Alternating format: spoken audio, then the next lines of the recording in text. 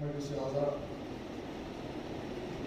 صدر سید الشهداء امام حسین علیہ السلام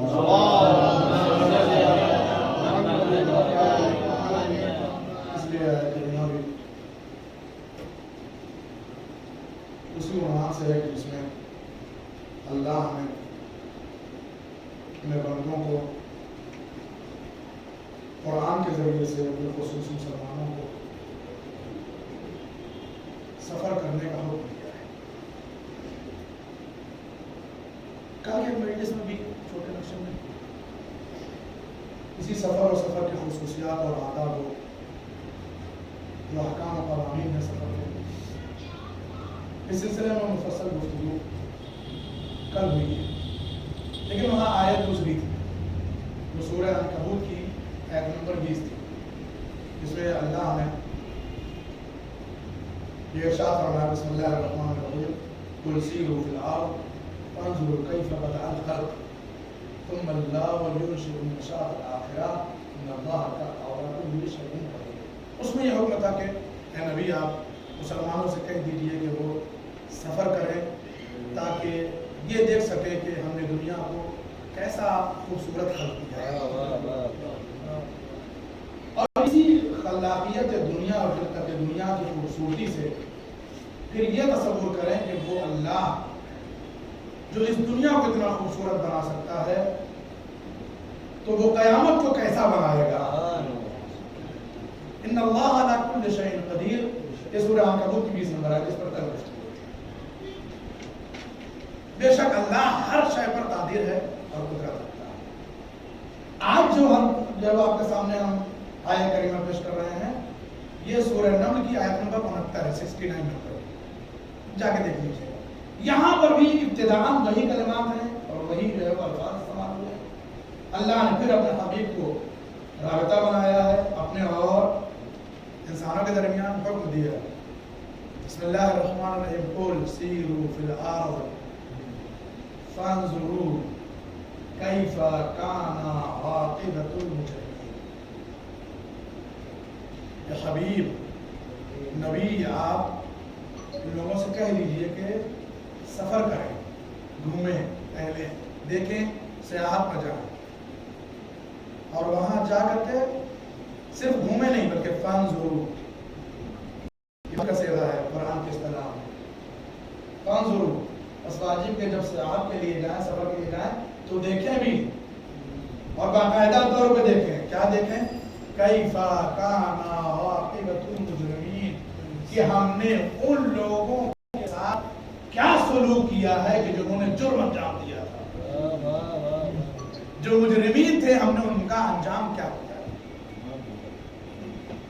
اس کے علاوہ بھی قرآن کریم میں ایک مقام پر اور آیت آئی ہے اسی طریقے، بسم اللہ الرحمن الرحیم قل سیروا فی الارض فانظروا کیف کان عاقبۃ المکذبین۔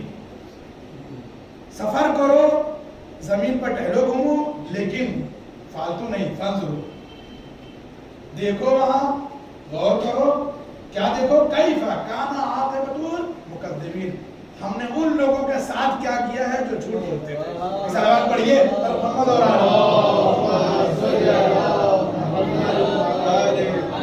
تو ہمارا جو موضوع بیان ہے وہ آج جو کیا ہے؟ مجرمین والا ہے۔ یہ فانظروا کیف کان عاقبۃ المجرمین، یہ جو تینوں آیات آپ کے سامنے ہم نے پیش کیے ہیں، ان تینوں آیات میں جو ایک کامن بات ہے وہ یہ ہے کہ سیروا فی الارض کے بعد جو اللہ نے لفظ استعمال کیا ہے وہ بھی اصطلاحات قرآنی میں واجب کا صیغہ ہے کہ فانظروا، یعنی جاؤ تو خالی گھومو نہیں بلکہ دیکھو۔ اس کا مطلب یہ ہے کہ قدرت یہ سمجھانا چاہ رہی ہے کہ جہاں تمہاری ذمہ داری یہ ہے کہ سفر کرو، وہیں تمہاری ذمہ داری یہ بھی ہے کہ سفر بے مقصد نہیں ہونا چاہیے، مقصد دیکھنا اور سیکھنا ہونا چاہیے کہ ہم نے مکذبین کے ساتھ کیا کیا ہے، ہم نے مجرمین کے ساتھ کیا کیا ہے۔ صلوات اکثر ہم یہ بات کہتے ہیں کہ گھروں کے مجلسوں کا الگ معیار ہوتا ہے اور بڑا اچھا معیار ہوتا ہے۔ کسی کے گھر کی مجلس ہو تو وہاں جو ہے وہ کیا ہے، باہر والی جو مجلسیں ہوتی ہیں شور شرابے والی، فرش پہ بیٹھنے والوں سے زیادہ تعداد کھڑے ہونے والوں کی، تو وہ سب گھروں میں نہیں ہوتا ہے، تو گھروں کی مجلسوں کا معیار ذرا بہتر ہوتا ہے، اس لیے گھروں کی مجلسوں میں تھوڑا جو وہ کیا ہے سنجیدہ گفتگو ہونی بھی چاہیے، اور آپ لوگ ماشاء اللہ سنتے بھی ہو، اسی لحاظ سے تو گھر کی مجلس میں تھوڑا سا اس طریقے کی گفتگو ہونی چاہیے۔ قدرت یہ سب سے پہلے حکم دے رہی ہے کہ گھومو، لیکن گھومنے کے ساتھ ساتھ کیا ہے ہدف بھی معین رہتا ہے، ہدف کیا ہے فنظر، یہ جہاں بھی اس نے سیر و سیاحت اور گھومنے کی بات کی ہے سفر کی، وہاں کہا کہ جب سفر پہ جاؤ تو سفر تمہارا باہدف ہونا چاہیے، فنظروا، تمہیں دیکھنا ہے، سیکھنا ہے۔ یہ دیکھنا پتہ ہے کیوں ہے؟ یہ دیکھنا صرف آنکھوں تک محدود نہیں رہنا ہے، بلکہ دیکھنا یہ ہے کہ وہ اللہ ان کے ساتھ کیا سلوک کرتا ہے، کہ کانا من المجرمین، کہ وہ لوگ کہ جو مجرم تھے، ٹھیک ہے، ان کے ساتھ اللہ نے کیا برتاؤ کیا، ان کی عاقبت کیسی ہے۔ اچھا ظاہر سی بات ہے کہ آپ سیاحت کے لیے جائیے، سفر کے لیے جائیے، تو زیادہ تر کوشش یہ ہوتی ہے، مولانا ہم لوگ ایران میں جب جاتے تھے تو وہاں جو ہے وہ پکنک ٹور کو کہا جاتا تھا اردو، فارسی میں پکنک ٹور کو جو ہے گھومنے کو کہا جاتا ہے اردو، گھومنے پھرنے کو کہا جاتا ہے سیاحت، یہ اردو کے استعمال ہوتا ہے، لیکن اردو ہماری جو ہے وہ کیا ہے وہاں ہم لوگوں کو اکثر یاد آتی ہے جب یہ کہا جاتا ہے کہ جانا ہے، کہاں جانا؟ اردو پر جانا ہے، پکنک پر نہیں، کہ اردو پر جانا ہے، یہ فارسی زبان کو لوگ کہتے ہیں۔ تو وہاں جب بھی جاتے ہیں اور دنیا میں جو لوگ بھی گھومنے کہیں جاتے ہیں تو ان کا سب سے پہلا مقصد یہ ہوتا ہے کہ وہ ان جگہوں کو جا کے دیکھیں کہ جو اب آثار قدیمہ میں آ گئی ہیں، مثلا بہت قدیمی عمارتیں، بہت قدیمی قلعے، ہے نا، بہت قدیمی قبرستان، ہے نا، بہت قدیمی جو ہے وہ کوئی حویلی یا کوئی دربار، اللہ نے لوگوں کے مزاج میں رکھ دیا ہے کہ جاؤ کہیں گھومنے کے لیے تو وہی دیکھو جو قدیمی ہے، تاکہ یہ احساس ہو کہ جو قدیم لوگ تھے اللہ نے ان کے ساتھ کیا برتاؤ کیا ہے۔ اب قرآن میں جو لفظ رکھا وہ دیکھیں، لفظ رکھا ہے فانظروا کیف کان عاقبۃ المجرمین، تم یہ دیکھو کہ ہم نے مجرمین کی عاقبت کیسی بنائی ہے۔ اے معبود، عاقبت سے تو آخرت تصور میں آتی ہے، قدرت آواز دے گی یہی تو ہم تمہیں سمجھانا چاہتے ہیں کہ جب گھومنے کے لیے سفر و سیاحت پر جاؤ تو دیکھو، تو دیکھتے کیا ہو؟ دیکھتے ہو دربار اجڑا پڑا ہے، کھڈر میں بدلے پڑے ہیں، قبرستانیں کھودی پڑی ہیں، وہ جاؤ حشم ختم ہو چکا ہے، وہ تمکنت رخصت ہو چکی ہے، وہ تزک و احتشام جا چکا ہے، وہ لاہو لشکر تباہ ہو چکے ہیں، وہ بڑے بڑے بادشاہ زیر زمین جا کر کے ختم ہو چکے ہیں، ان کا نام و نشان مٹ چکا ہے۔ معبود عاقبت سے تو ہمارا تصور قیامت تک جاتا ہے۔ قدرت بتائے ہم یہی تو سمجھانا چاہتے ہیں، جن کے پاس یہاں سب کچھ تھا آج ہم نے ان کا کچھ بھی نہیں چھوڑا ہے، تو سوچو اسے دیکھنے کے بعد تمہیں یہ سوچنا چاہیے کہ جہاں سب کچھ تھا وہاں آج کچھ نہیں ہے تو وہاں کیا رہ جانے والا ہے؟ جب یہاں کچھ نہیں ہے تو وہاں کیا ہوگا؟ ان کی عاقبت کو یہاں دیکھو تو وہاں سمجھو کہ جب یہاں بے نام و نشان ہو گئے ہیں تو وہاں کیسا انجام ہونے والا ہوگا۔ صلوات پر محمد،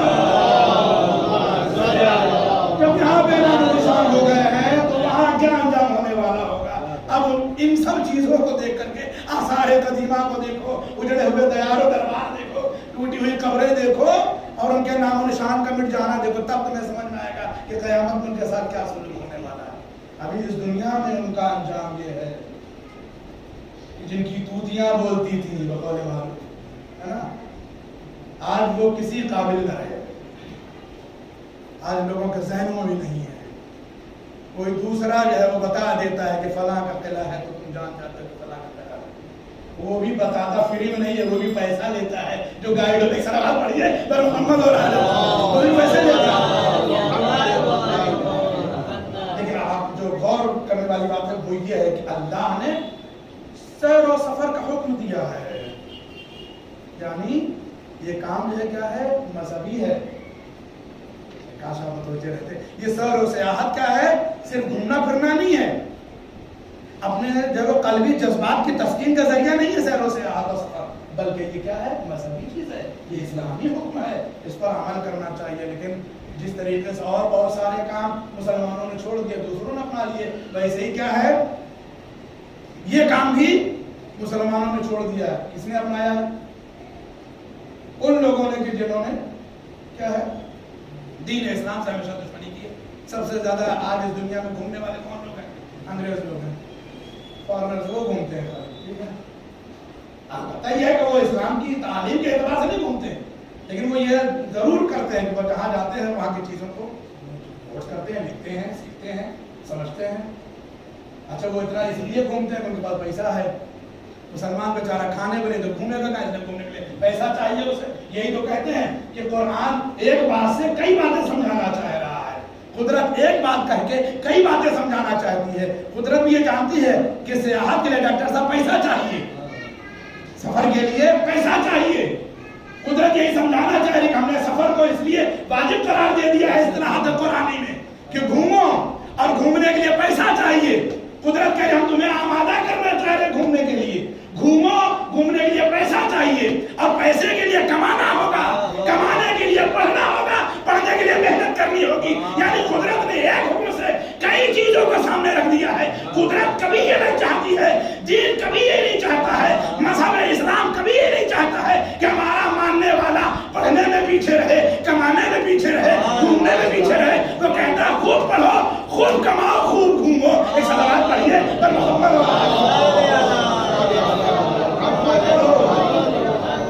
دنیا والے آج سلوگن جاری کر رہے ہیں، پڑھے گا انڈیا تبھی بڑھے گا انڈیا، کہتے ہیں نا سب پڑھے سب بڑھے۔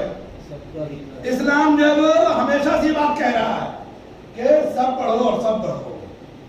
یہ دین دین علم ہے، یہ دین دین عقل ہے۔ اس دین کے ماننے والے کا ہے علم کے میدان میں پیچھے، سیاحت کے میدان میں پیچھے، کمانے میں پیچھے، انہیں ہر کام کرنے میں مزہ آتا ہے سوائے محنت کے،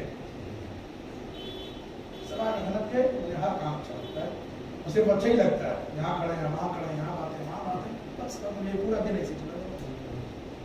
تو سفر کیا ہے؟ ایک ایسا عمل ہے کہ جس کو ہم معمولی سمجھتے ہیں، لیکن دین نے اسے کیا ہے بہترین طریقے سے پیش کر کے بتایا ہے کہ یہ سفر تمہارا جو کیا ہے عاقبت کو سمجھنے کے لیے ہونا چاہیے۔ اور دیکھو ہم نے کیا کیا، دنیا کو کتنا خوبصورت بنایا ہے تاکہ تم اللہ کی خلاقیت کو محسوس کر سکو، اس کی صنعیت کو سمجھ سکو۔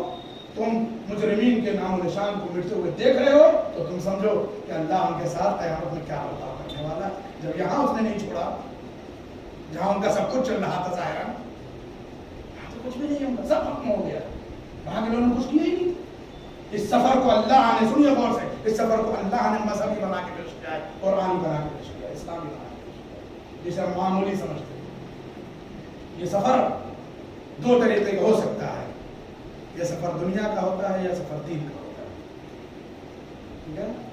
دو قسمیں بنیادی طور پر سفر ہو سکتی ہے، دینی سفر یا دنیاوی سفر۔ دنیاوی سفر کسی مریض کو دیکھنے جانا ہے، کہیں ٹہلنے جانا ہے، کسی رشتہ دار سے ملاقات کرنے جانی ہے، بزنس اور تجارت کی طرف سے جانا ہے نا، کہیں جو ہے وہ کسی پارٹی سے ملنے جانا ہے، کچھ اور کرنا ہے، یہ سب دنیاوی سفر۔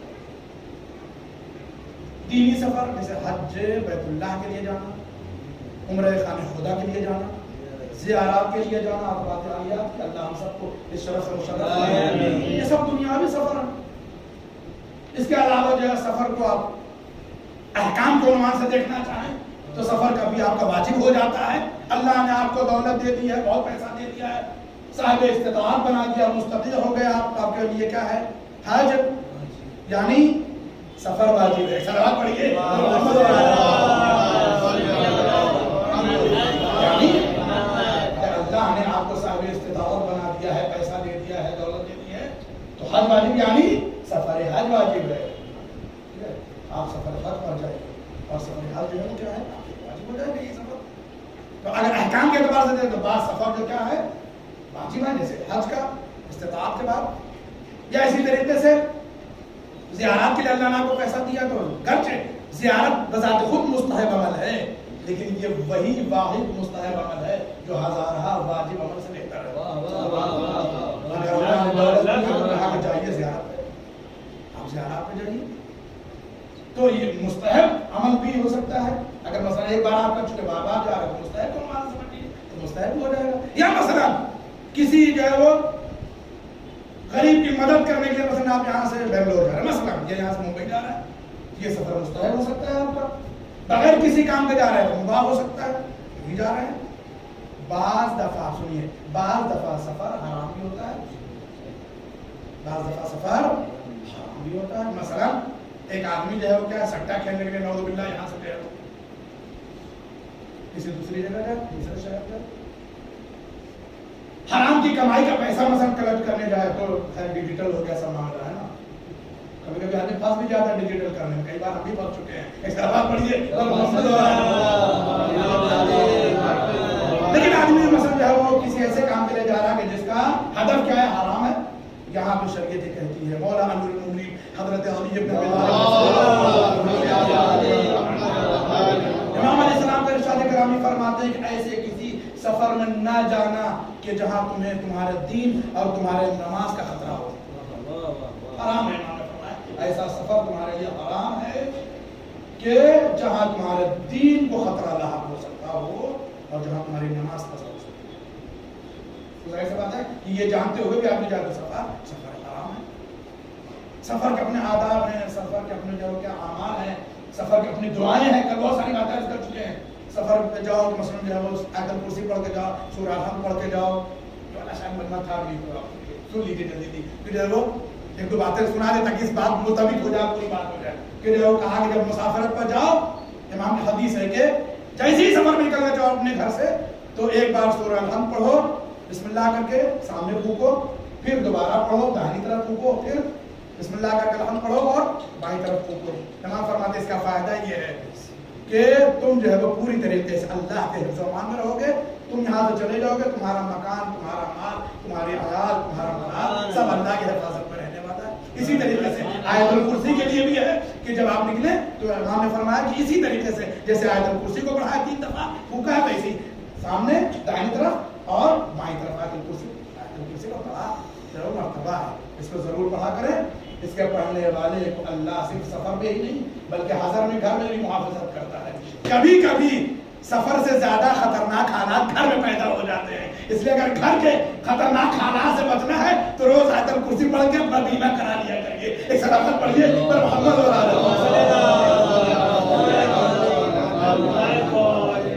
ये बात तय तो नहीं है ना, ये कानून कुल्ली तो नहीं है कि सिर्फ सफर में जो है वो हादसात और मुश्किलात और जो है वो आपके लिए खतरात हो। कभी कभी डॉक्टर साहब घर में भी खतरात हो जाते हैं तो रोज जाके आयतुल कुर्सी पढ़े ताकि घर के भी खतरात से है ना, बेलन वेलन से आदमी क्या है। एक सलावत पढ़िए मोहम्मद और अच्छा है सबका है ज्यादा आयतुल कुर्सी क्या है अपनी जिंदगी में शामिल करें। और इसके अलावा आदाब है बहुत सारे कहा जब घर से निकलो शरीयत कहती है तो 3 बार सूरह कुल अल्लाह की तिलावत करिए और कम वक्त लगता है सूरह कुल अल्लाह को 3 बार सूरह कुल अल्लाह की तिलावत करके जाएंगे। आप अल्लाह के हिफ्ज़ में हैं, अल्लाह के अमान में हैं, आपका माल और माल भी चोरी नहीं होगा, ये सारी चीजें। उसके अलावा सदक़ात दे करके जाइए, सदक़े दे करके जाइए, सफर में जो दुआएं हैं वो दुआएं पढ़ के जाइए।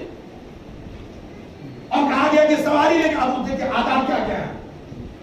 सवारी के साथ अगर आप सफर पे जाते हैं तो इमाम फरमाते हैं कि सवारी लेके जाओ तो सवारी में से पहले ऊंट वगैरह साथ में लेके जाते थे लोग, घोड़े खच्चर लेके जाते थे, ठीक है। इमाम फरमाते हैं कि जब अपने सफर में घोड़ा लेकर के जाओ, ऊंट लेके जाओ, खच्चर लेकर के जाओ, इमाम फरमाते हैं कि देखो इन घोड़ों के ऊपर, इन गधों के ऊपर, खच्चरों के ऊपर, अपनी सवारियों के ऊपर ज्यादा सामान न लादना, ज्यादा सामान न लादना कि कहीं इनकी ताकत और तवान से बाहर हो जाएंगे। और उसके बाद यहाँ तक इमाम ने फरमाया कि देखो जिस तरीके से तुम अपने खाने पाने का इंतजाम करते हो उसी तरीके से जहाँ ठहरना वहाँ अपने इन सवारी के जानवरों के लिए भी खाने पीने का इंतजाम करना। और कहा कि जैसे तुम इस तरह हाथ करके हो कहीं रुक करके वैसे इनको भी आराम करने देना। अल्लाह अल्लाह क्या दीन है ये,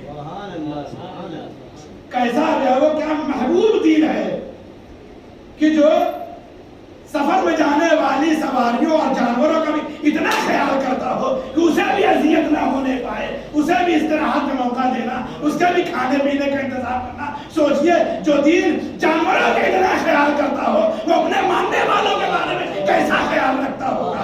सल्लल्लाहु अलैहि मोहम्मद और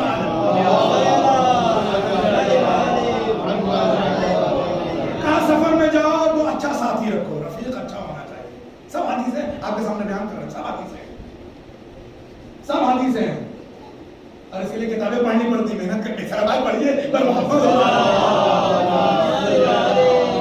सब हदीस है आपके साथ सामने हम अर्ज कर रहे हैं। फरमाया कि सफर में साथी जो, अच्छा सुन लीजिए एक बात और सुन लीजिए, 3 जगह ऐसी हैं, 3 मकाम मकामात ऐसे, ये भी हदीस है, 3 मकामात ऐसे, ये हदीस इसलिए सुना रहे हैं कि इमाम की हदीस है कि बच्चों को अपने क्या है हदीसें हिफ्ज कराओ ताकि उनका ईमान वो दुश्मनों से मुकाबला कर सके। हदीस के बार बार पढ़ते हैं और हमारा मिजाज भी है कि ज्यादा हदीसें पढ़ते हैं। अलबत्ता आज हमारी कौम में लोग हदीसों से भी क्या है, सलावत पढ़िए मोहम्मद हो रहा है। 3 मकामात ऐसे हैं कि जहां पर कहा गया कि ऐसा करना मकरूह, तन्हाई 3 मकामात पर मकरूह। पहला मकाम कहा जो है वो अकेले खाना खाना, बोलिए मकरूह। दूसरे अकेले कमरे में हुजरे में सोना मकरूह है, कोई साथी जरूर होना चाहिए। अकेले खाना खाने के मकरूह इसलिए कहा गया है कि जब आप खाना खाएंगे तो जो आपके साथ है वो भी क्या है, आपके साथ हमने वाला भी हो सकता है, हम प्याला भी हो सकता है। ये हमने वाला और हम प्याला भी शरीयत कहता है कि मकरूह अकेले खाना किसी को बिठा दो। इसका मतलब ये है कि जब साथ में खाओगे तो चाहे रिस्क कम ही क्यों ना हो बल्कि उसमें बरकत हो जाती है, दोनों पेट भर के खा लेते हैं। और ये आजमाया भी गया बहुत दफा कि मसलन जो है वो एक आदमी खाना मगर 2 आदमी बैठे उन्होंने खा लिया आराम से, कोई मुश्किल नहीं, तो कहा गया मकरूह अकेले खाना, तो दूसरे का भी पेट भर जाएगा। आगे देखो अकेले न खाओ मकरूह, दूसरे अकेले सो नहीं, क्यों ना सो, इसलिए अगर रात को कोई भी हादसा हो सकता है। आपको हादसात का दौर है ना, कुछ भी हो सकता है, कम से कम एक बजाय 2 रहेंगे तो मुश्किल मौके पर क्या है एक दूसरे को प्यार हो सकते हैं। तीसरा जो सबसे अहम मकाम है कहा गया वो अकेले सफर में जाना, जाओ तो किसी के साथ जाओ। अब मजबूरी अलग होती है तो भाई मजबूरन चले गए, लेकिन सफर पे जाओ तो कहा किसी के साथ जाओ। क्योंकि शरीयत ने कहा याद रखो इस बात को कि जब सफर पे जाना तो सफर का साथी अच्छा चुनना, सफर का साथी अच्छा चुनना। और देखो सफर में जब जाना तो उसकी बदतमीजियां अगर हो तो उसे बर्दाश्त भी करना और तुम उसके साथ खुश अखलाकी से पेश आना। अच्छा साथी इसलिए चुनना, इमाम फरमाते हैं सफर के लिए, इमाम फरमाते हैं इसलिए अच्छा साथी चुनना सफर के लिए कि जो आपका मुसाफिर है, जो आपका साथी है सफर में, उससे वही कुछ सफर में जाहिर होगा जो उसके दिल और उसके नफ्स में है। बुरा होगा तो बुरी हरकत करेगा, आपको तंग करेगा, अच्छा होगा तो आपके साथ अच्छा बर्ताव करेगा। अगर मुसाफिर के कहा गया कि आप देखो अच्छे आदमी के साथ सफर करें। और सफर क्या है, हदफमंद होना चाहिए, हर जगह हदफ हो। आपको ये देखना है कि अल्लाह ने कैसा बनाया है दुनिया को, अल्लाह ने कितना खूबसूरत बनाया है इस कायनात को, अल्लाह ने कितना हसीन और जमील बनाया है इस पूरी दुनिया को, और मुजरिमीन और मुकज़्ज़िबीन के साथ अल्लाह ने क्या जो है वो रवैया अख्तियार किया, उनके साथ क्या सलूक। जाओ तो देखो, सीखो, सीखने की कोई उम्र नहीं होती, कोई ज़माना नहीं होता। ये सबके लिए, बच्चा जाए मुसाफिरत उसे भी सीखना, बड़ा जाए मुसाफिरत उसे भी सीखना, बूढ़े जाए मुसाफिरत उसे भी सीखना। मुसाफिरत ही ये सारी चीजें मौजूद है। सदका दे करके जाओ। कल बहुत सारी बातें बयान हो चुकी, किस दिन सफर करना चाहिए, कैसे करना चाहिए, सारी बातें हो चुकी। एक और बात सुन लीजिए, ये बात करनी है, इसकी सुनिए, सलावत पढ़िए पर मोहम्मद और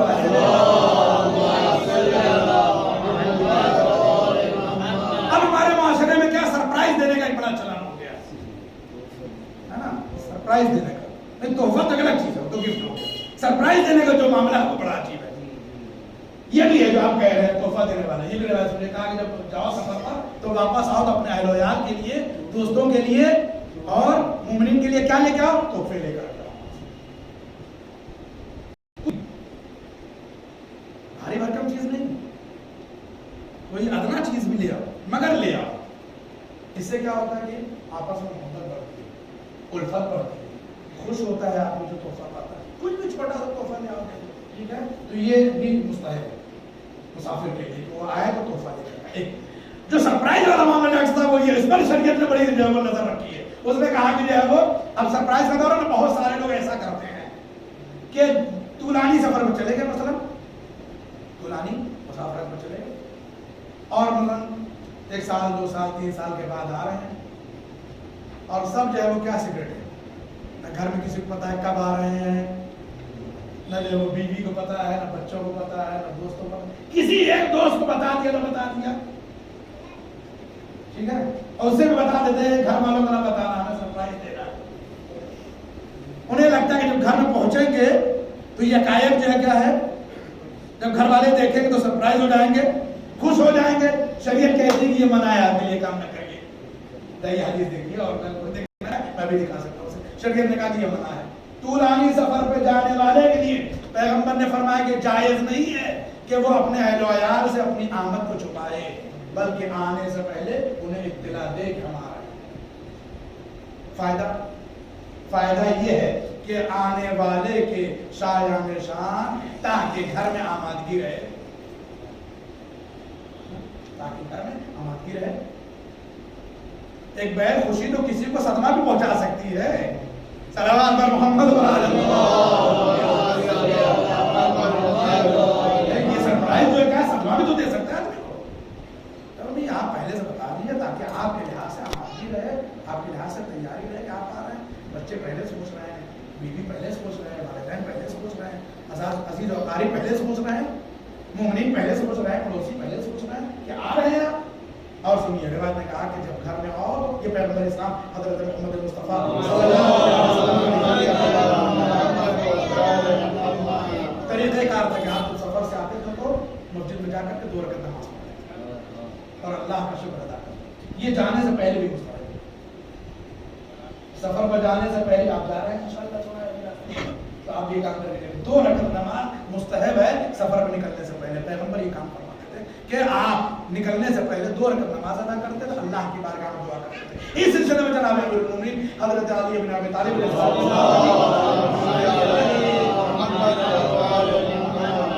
السلام خطبہ موجود ہے کہ آپ غالباً شام کے سفر کے لیے جا رہے تھے تو آپ نے 2 رکعت نماز ادا کی اور پھر اللہ کی بارگاہ میں دعا کی کہ معبود میرے مقصد سفر اور میرے اہل و عیال کے درمیان تنہا اگر کوئی نگہدار اور نگہبان ہے تو تو ہے، وہاں بھی محافظت کرنا انہیں کیا ہے. پیغمبر بھی کرتے تھے، جو جاتے تھے سفر پہ تو 2 رکعت نماز پہلے پڑھتے تھے اور اللہ سے دعا کرتے تھے سفر کی خیر و خوبی کے لیے، عافیت کے لیے اور اہل و عیال کے لیے، مکان کے لیے. اور اس کے بعد جب واپس آتے تھے تو پھر 2 رکعت نماز پڑھتے تھے اور اس کے بعد نماز پڑھنے کے بعد اللہ کی بارگاہ میں شکر ادا کرتے تھے. اور اس کے بعد جو پہلا کام ہوتا تھا وہ اپنی لخت جگر کے چہرے کو دیکھنا ہوتا تھا، آگے سیدہ کے دروازے کو ملاقات کرتے. یہ مسافرت کیا ہے؟ باہدف ہونی چاہیے. سفر باہدف، جائیں تو کچھ لے کر. سفر میں کیا ہے، کبھی نقصان ہوتا ہے کبھی نفع بھی ہوتا ہے. سفر کا جو ہے وہ پہلو یہ بھی ہے، 2 پہلو ہیں، یا نفع ہوگا یا نقصان ہوگا سفر میں، یا خسارہ ہوگا یا فائدہ ہوگا. برکت ہوگی یا ہو سکتا ہے کہ جو گھاٹے میں چلے گا.